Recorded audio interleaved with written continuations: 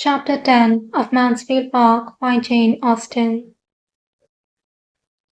A quarter of an hour, 20 minutes, passed away, and Fanny was still thinking of Edmund, Miss Crawford, and herself, without interruption from anyone. She began to be surprised at being left so long, and to listen with an anxious desire of hearing their steps and their voices again. She listened, and at length she heard.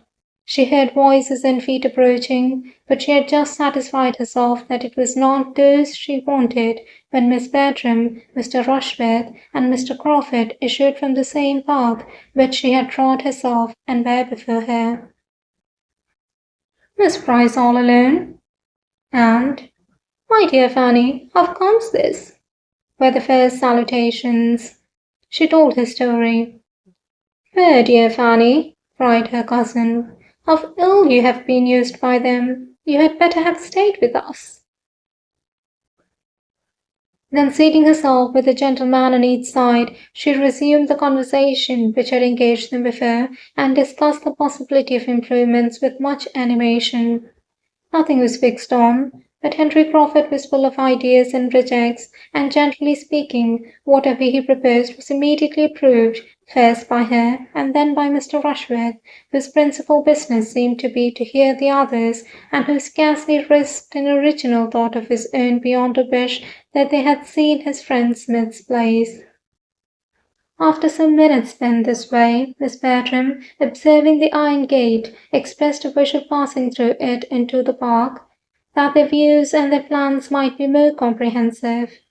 It was the very thing of all others to be wished. It was the best. It was the only way of proceeding with any advantage, in Henry Crawford's opinion, and he directly saw a knoll not half a mile off, which would give them exactly the requisite command of the house. Go therefore they must to that knoll, and through that gate, but the gate was locked. Mr. Rushworth wished he had brought the key. He had been very near thinking whether he should not bring the key. He was determined he would never come without the key again, but still this did not remove the present evil. They could not get through, and as Miss Bertram's inclination for so doing did by no means lessen, it ended in Mr. Rushworth's declaring outright that he would go and fetch the key. He set off accordingly. "It is undoubtedly the best thing we can do now, as we are so far from the house already," said Mr. Crawford when he was gone. "Yes, there is nothing else to be done. But now, sincerely, do not you find the place altogether worse than you expected?" "No, indeed, far otherwise. I find it better, grander, more complete in its style, though that style may not be the best. And to tell you the truth," speaking rather lower, "I do not think that I shall ever see Southerton again with so much pleasure as I do now. Another summer will hardly improve it to me." After a moment's embarrassment, the lady replied, "You're too much a man of the world not to see with the eyes of the world. If other people think Southerton improved, I have no doubt that you will." "I'm afraid I'm not quite so much the man of the world as might be good for me in some points. My feelings are not quite so evanescent, nor my memory of the past under such easy dominion as one finds to be the case with men of the world." This was followed by a short silence. Miss Bertram began again. "You seem to enjoy your drive here very much this morning. I was glad to see you so well entertained. You and Julia were laughing the whole way." "Were we?" "Yes, I believe we were, but I have not the least recollection." "What?" "Oh, I believe I was relating to her some ridiculous stories of an old Irish groom of my uncle's. Your sister loves to laugh." "You think her more light-hearted than I am?" "More easily amused," he replied. "Consequently, you know," smiling, "better company. I could not have hoped to entertain you with Irish anecdotes during a 10 miles' drive." "Naturally, I believe I am as lively as Julia, but I have more to think of now." You have, undoubtedly, and there are situations in which very high spirits would denote insensibility. Your prospects, however, are too fair to justify want of spirits. You have a very smiling scene before you. Do you mean literally or figuratively? Literally, I conclude. Yes, certainly the sun shines and the park looks very cheerful. But unluckily, that iron gate, that ha-ha, give me a feeling of restraint and hardship. I cannot get out, as the starling said. As she spoke, and it was with expression, she walked to the gate. He followed her. Mr. Rushworth is so long fetching this key. And for the world you would not get out without the key and without Mr. Rushworth's authority and protection, or I think you might with little difficulty pass round the edge of the gate. Yeah, with my assistance, I think it might be done, if you really wished to be more at large and could allow yourself to think it not prohibited. Prohibited? Nonsense! I certainly can get out that way, and I will. Mr. Rushworth will be here in a moment, you know. We shall not be out of sight. Or if we are, Miss Price will be so good as to tell him that he will find us near that knoll. The grove of oak on the knoll. Fanny, feeling all this to be wrong, could not help making an effort to prevent it. You will hurt yourself, Miss Bertram, she cried. You will certainly hurt yourself against those spikes. You will tear your gown. You will be in danger of slipping into the ha-ha. You had better not go.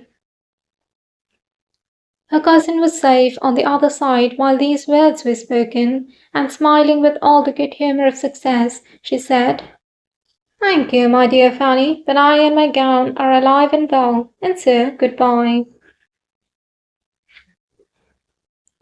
Fanny was again left to her solitude, and with no increase of pleasant feelings, for she was sorry for almost all that she had seen and heard, astonished at Miss Bertram, and angry with Mr. Crawford. By taking a circuitous route, and, as it appeared to her, very unreasonable direction to the knoll, they were soon beyond her eye, and for some minutes longer she remained without sight or sound of any companion. She seemed to have the little wood all to herself. She could almost have thought that Edmund and Miss Crawford had left her, but that it was impossible for Edmund to forget her so entirely.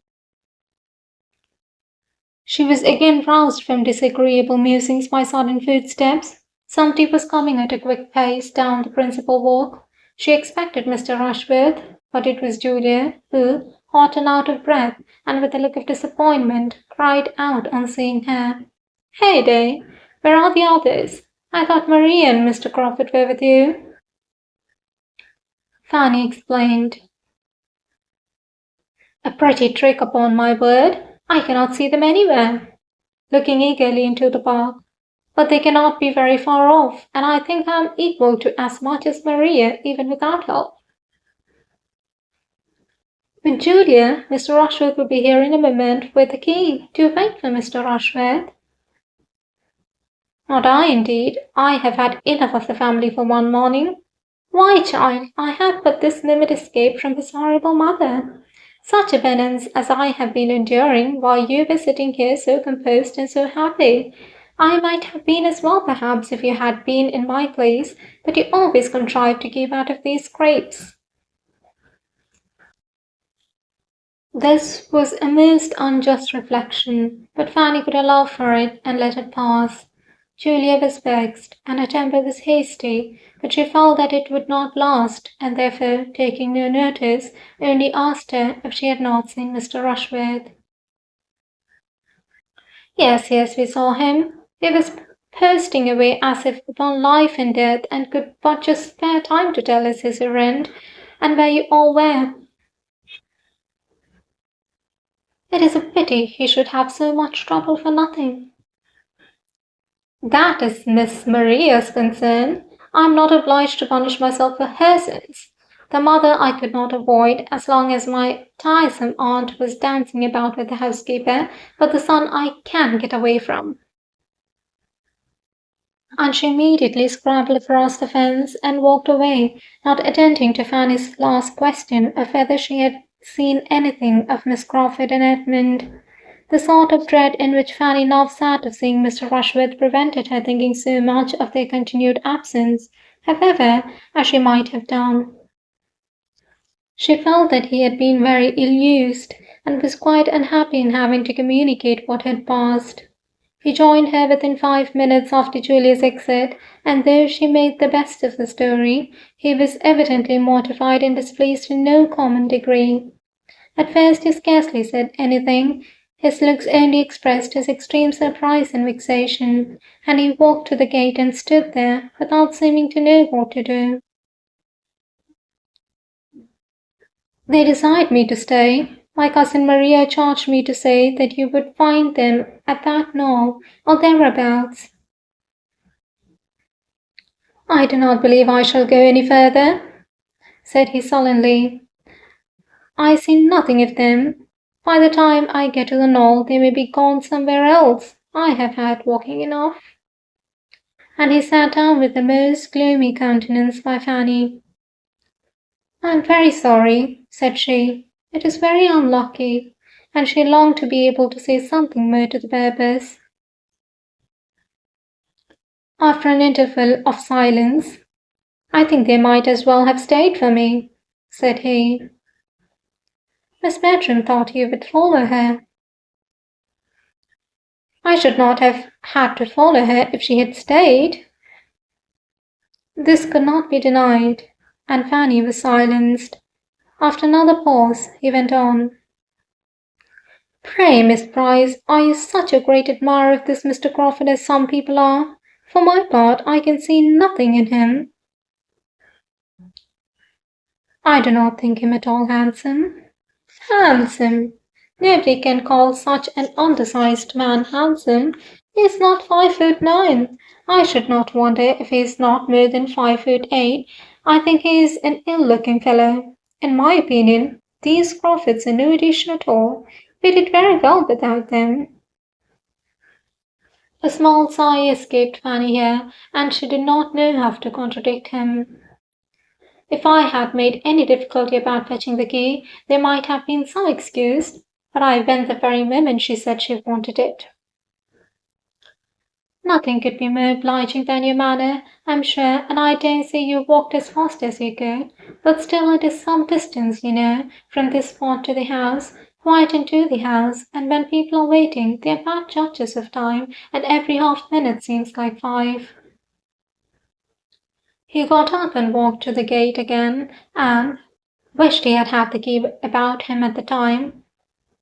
Fanny thought she discerned in his standing there an indication of relenting, which encouraged her to another attempt, and she said therefore, It is a pity you should not join them. They expected to have a better view of the house from that part of the park, and will be thinking how it may be improved, and nothing of that sort, you know, can be settled without you. She found herself more successful in sending away than in retaining a companion. Mr. Rushworth was worked on. Well, said he, if you really think I had better go, it would be foolish to bring the key for nothing, and letting himself out, he walked off without further ceremony. Fanny's thoughts were now all engrossed by the two who had left her so long ago, and getting quite impatient, she resolved to go in search of them. She followed their steps along the bottom walk, and had just turned up into another, when the voice and the laugh of Miss Crawford once more caught her ear. The sound approached, and a few more windings brought them for her. They were just returned into the wilderness from the park, to which a side gate, not fastened, had tempted them very soon after their leaving her, and they had been across a portion of the park into the very avenue which Fanny had been hoping the whole morning to reach at last, and had been sitting down under one of the trees. This was their history. It was evident that they had been spending their time pleasantly, and were not aware of the length of their absence.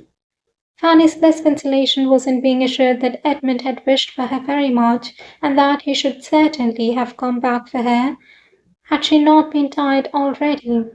But this was not quite sufficient to do away the pain of having been left for a whole hour, when he had talked of only a few minutes, nor to banish the sort of curiosity she felt to know what they had been conversing about all that time, and the result of the whole was to her disappointment and depression as they prepared by general agreement to return to the house. On reaching the bottom of the steps to the terrace, Mrs. Rushworth and Mrs. Norris presented themselves at the top, just ready for the wilderness, at the end of an hour and a half from their leaving the house. Mrs. Norris had been too well employed to move faster. Whatever cross accidents had occurred to intercept the pleasures of the nieces, she had found a morning of complete enjoyment, for the housekeeper, after a great many curtsies on the subject of pheasants, had taken her to the dairy, told her all about their cows, and given her the receipt for a famous cream cheese. And since Julia's leaving them, they had been met by the gardener, with whom she had made a most satisfactory acquaintance, for she had set him right as to his grandson's illness, convinced him that it was an ague, and promised him a charm for it, and he, in return, had shown her all his choicest nursery of plants, and actually presented her with a very curious specimen of heath. On this rencontre, they all returned to the house together, there to lounge away the time as they could with sofas, and chit-chat, and quarterly reviews, till the return of the others, and the arrival of dinner. It was late before the Miss Bertrams and the two gentlemen came in, and their ramble did not appear to have been more than partially agreeable, or at all productive of anything useful with regard to the object of the day.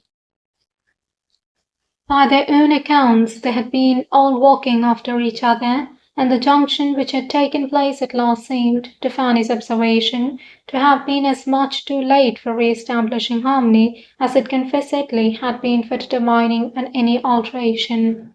She felt, as she looked at Julia and Mr. Rushworth, that hers was not the only dissatisfied bosom amongst them. There was gloom on the face of each. Mr. Crawford and Miss Bertram were much more gay, and she thought that he was taking particular pains during dinner to do away any little resentment of the other two and restore general good humour. Dinner was soon followed by tea and coffee. A 10 miles drive home allowed no waste of hours, and from the time of their sitting down to table it was a quick succession of busy nothings till the carriage came to the door, and Mrs. Norris, having fidgeted about, and obtained a few pheasants' eggs and a cream cheese from the housekeeper, and made abundance of civil speeches to Mrs. Rushworth, was ready to lead the way. At the same moment Mr. Crawford, approaching Julia, said, "I hope I am not to lose my companion, unless she is afraid of the evening air in so exposed a seat." The request had not been foreseen, but was very graciously received, and Julia's day was likely to end almost as well as it began. Miss Bertram had made up her mind to something different, and was a little disappointed, but her conviction of being really the one preferred comforted her under it, and enabled her to receive Mr. Rushworth's parting attentions as she ought. He was certainly better pleased to hand her into the barouche than to assist her in ascending the box, and his complacency seemed confirmed by the arrangement. "Well, Fanny, this has been a fine day for you, upon my word," said Mrs. Norris as they drove through the park. "Nothing but pleasure from beginning to end. I'm sure you ought to be very much obliged to your Aunt Bertram and me for contriving to let you go. A pretty good day's amusement you have had." Maria was just discontented enough to say directly, "I think you have done pretty well yourself, ma'am. Your lap seems full of good things, and here is a basket of something between us which has been knocking my elbow unmercifully." "My dear, it is only a beautiful little heath, which that nice old gardener would make me take.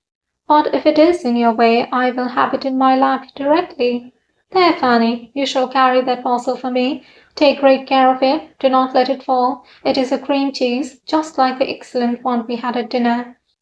Nothing would satisfy that good old Mrs. Whittaker but my taking one of the cheeses.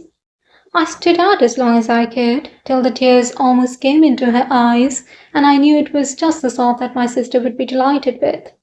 That Mrs. Whittaker is a treasure. She was quite shocked when I asked her whether wine was allowed at the second table, and she has turned away 2 housemaids for wearing white gowns. Take care of the cheese, Fanny. Now I can manage the other parcel in the basket very well. What else have you been sponging? Said Maria, half pleased that Sotherton should be so complimented. Sponging, my dear. It is nothing but fear of those beautiful pheasants' eggs, which Mrs. Whittaker would quite force upon me. She would not take a denial. She said it must be such an amusement to me, as she understood I lived quite alone, to have a few living creatures of that sort, and so to be sure it will. I shall get the dairymaid to set them under the first spare hen, and if they come to good, I can have them moved to my own house and borrow a coop. And it will be a great delight to me in my lonely hours to attend to them. And if I have good luck, your mother shall have some. It was a beautiful evening, mild and still, and the drive was as pleasant as the serenity of nature could make it. But when Mrs. Norris ceased speaking, it was altogether a silent drive to those within. Their spirits were in general exhausted, and to determine whether the day had afforded most pleasure or pain might occupy the meditations of almost all. End of chapter 10.